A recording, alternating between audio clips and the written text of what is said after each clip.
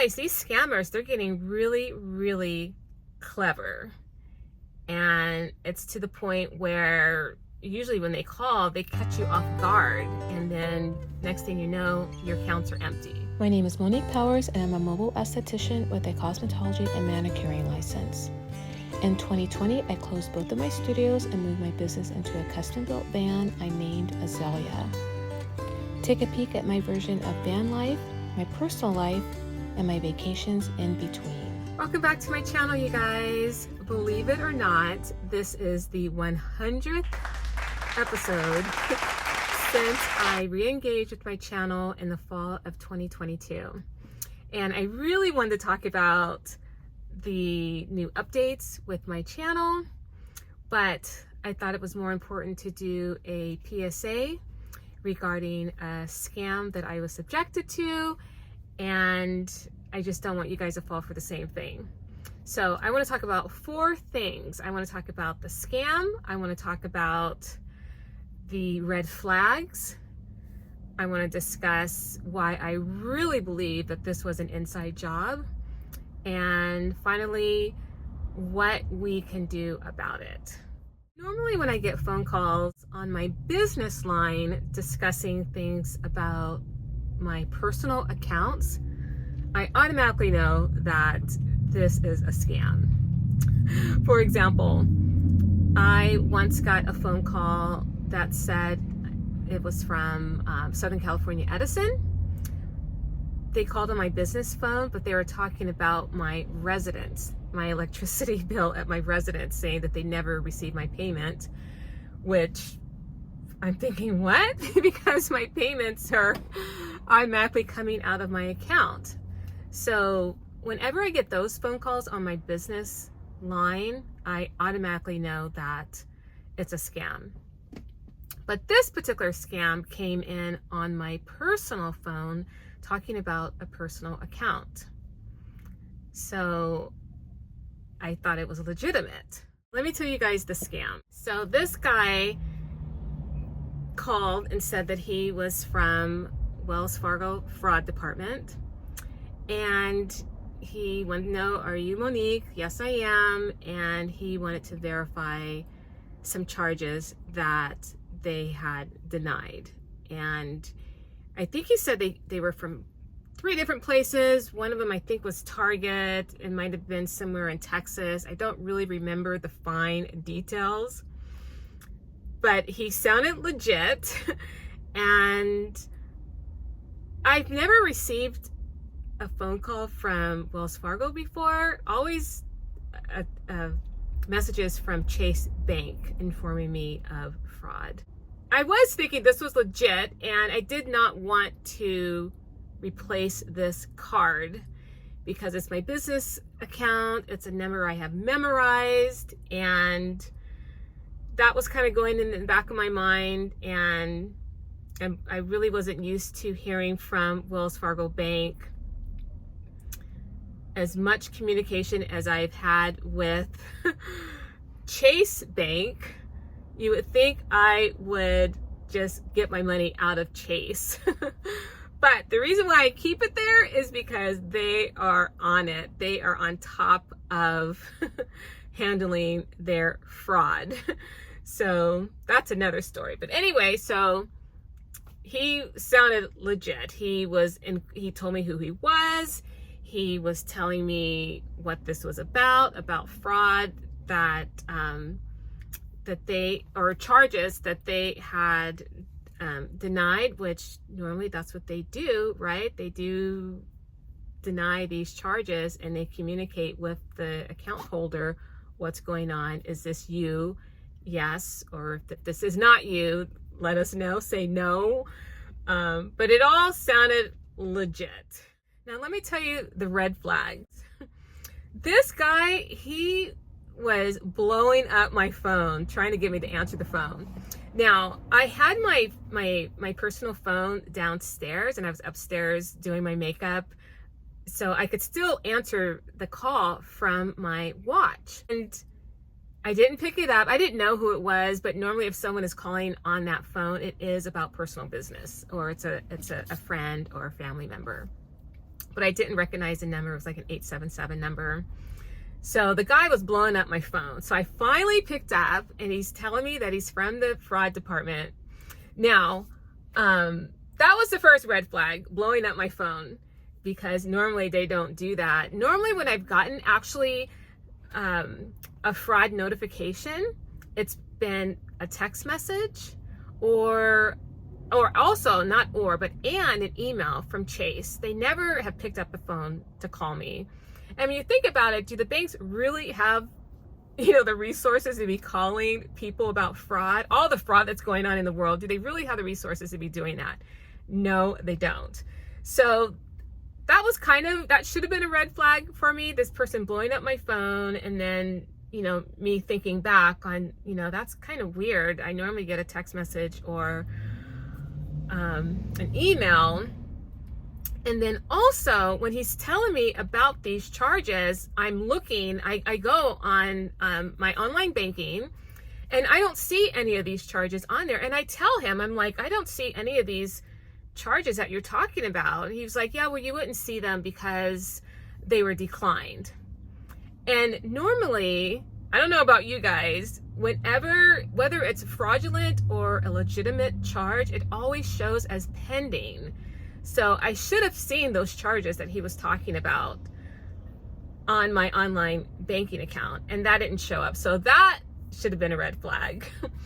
And then the other thing is, he was trying to, actually he said, okay, I'm going to give you this access code so you can go in and change your PIN.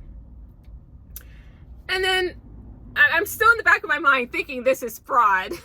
So he goes away for, it seemed like probably like 2 minutes, and he comes back. He says, okay, are you ready? I'm like, okay, yeah, I'm like ready to write it down. And he asked me like 2 additional times, okay, are you ready? As if he didn't hear me. And I'm like, yeah. And then I just immediately just hang the phone up, because that was another red flag. Two more red flags. First of all, normally if there's a code, they always text it to you. They never tell you the code over the phone. And also, banks don't care about you changing your PIN or not. All they care about is shutting your card down and sending you another one. They don't talk about changing your PIN at all. So that was a red flag. And the reason why I believe this was an inside job is because the guy actually texted me this special access code, but it was from the same text thread that Wells Fargo has texted me in the past on. It wasn't just some made up number. It was from the same thread as Wells Fargo. So that's why I really believe that this was an inside job. So this is what I think that we can do so this doesn't happen to you or anybody else. Thank God it didn't happen to me, but it could have if I wasn't smart enough to hang the phone up. Now, I was thinking about not calling Wells Fargo because I thought they would probably think that I was the subject of fraud and they would shut my card down. I absolutely did not want that to happen. So I did call them just to make them aware. I wanted to make them aware of what was going on, and I did call, and they had me on hold for over 30 minutes. So I had to hang up the phone because I had to see a client. So I didn't get the chance to actually talk to anyone, but I will make the phone call again just to make them aware that I really believe that this was an inside job and, you know, my reasons why. But this is what we can do so this does not happen to you or someone that you love. I think that if someone is calling, talking about like anything having to do with finance, shelling out money, I think you should just immediately hang up the phone. If you don't recognize the number, you don't recognize the person, it's not a friend or family member, I would just hang the phone up. And for example, I mentioned about Southern California Edison. That phone call, actually, that was another inside job because the number said it was coming from Southern California Edison. I hung the phone up and I called Southern California Edison and asked them if that was them. And they said, no, it wasn't. So I do recommend that you just hang up the phone. If you don't recognize the person, you don't recognize the number, hang the phone up and then call that particular company. If they're saying that it's from, you know, your electric company or your phone company, mobile or credit card or the bank or whatever, just call them back and ask if it was them. And normally when I get a text message about fraud, it tells you to call the number on the back of your card normally. So I would say just hang the phone up, and if it's a legitimate phone call, you call the company back to verify. And then I also recommend that you guys get 2 phone numbers. Like, my business line is out there. Anyone can find it, so anyone can call that number and try to scam me. But my personal number, I mean, you'd have to try pretty hard to find it. There are ways, obviously, to find personal information on people, but my personal number is not readily out there. So I would recommend that you guys get 2 numbers. You have one specifically for family and friends, and that's the number that you use for all your personal finances, all your personal accounts. I would have that number associated with that, and then have a separate number. Maybe it's for business, or maybe just when you're ordering products or something like that. I would definitely have 2 telephone numbers. That's what I have. And I have several email addresses. Like, I do have business, I have personal, 2 business accounts, 1 personal account, and then 1 I just use. It's just like a junk email that I will use definitely when I'm ordering things, because I know junk mail is coming. So I just want to go directly to that email account. So I recommend that you have more than 1 email account for sure. So those are the 2 things. I would get multiple telephone numbers if you can, if it makes sense for you. Or if not, definitely just hang up the phone and call the company back and get multiple email accounts. So those are the 2 things that I can think about right now. If I think about anything else, I will definitely do a follow-up email to this. But I just wanted to get this information out there. I didn't want to wait another week just because I wanted to celebrate my 100th episode, which we will do next week. And leave a comment below. Let me know if this has helped you, if this has happened to you or anybody else, because these guys, these scammers, they're getting really, really clever.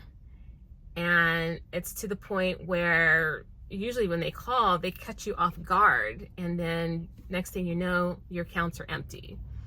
So they're getting pretty clever, but we can be even more clever than them. We just have to think really quickly, and if nothing else, just hang up the phone. If you can't think fast enough, hang up the phone. Okay? So I hope this has helped you guys. Please leave a comment below, and I will see you in the next video. All right? Take care. You guys, I'm back. Same day, different hour. I'm back at home now. I forgot to mention the other reason why I thought that this was an inside job is because my card is expiring this month. And the day before I got the phone call, I activated my new card. And then the next day I get this scam call. So anyway, I just wanted to hop back on here because I did not want to just randomly say this in my next video. I just wanted to get it out there that that was the other reason why I thought that this was an inside job, just because of the timing. So anyway, I'll see you guys in the next video.